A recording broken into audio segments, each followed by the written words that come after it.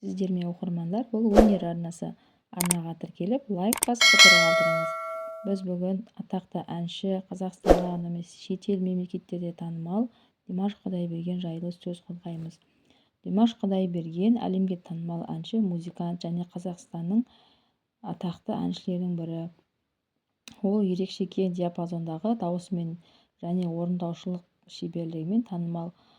Димаш Құдайбергеннің кішкене қысқаша өмірбаянына тоқталатын болсақ, шын есімі Дінмұхамбет Қанатұлы Құдайберген 1994 жылы 24 мамырда Ақтөбе қаласында дүниеге келген.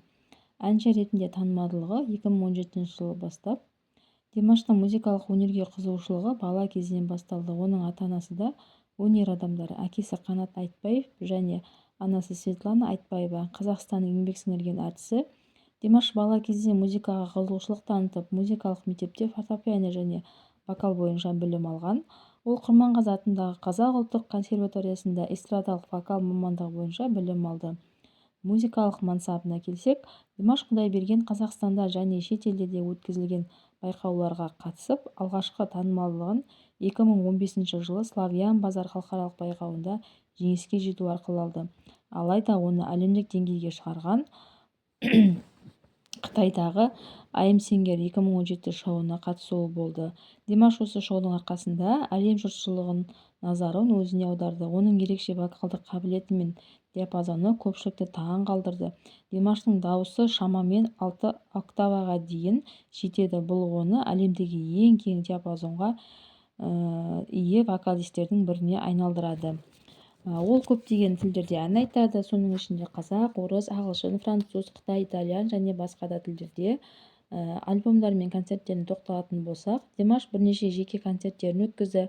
Соның ішінде ең ірілері ауқымдысы 2017 жылы өткен арнау концерті мен 2020 жылы онлайн концерт еді. Ол сондай-ақ әртүрлі халықаралық сахналарда өнер көрсетіп, көптеген марапаттарға ие болды.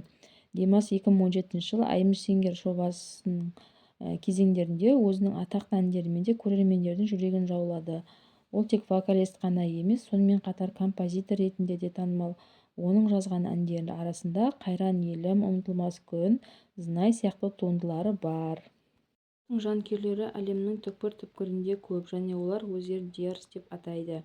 Димаш Құдайбергеннің тағы бір қыры, ол қайырымдылық жобаларға белсенді түрде атсалысады. Ол Қазақстандағы және де басқа елдерде қайырымдылық акцияларына қатысып, балалар мен мұқтаж жандарға көмек көрсетуге өз үлесін қосады.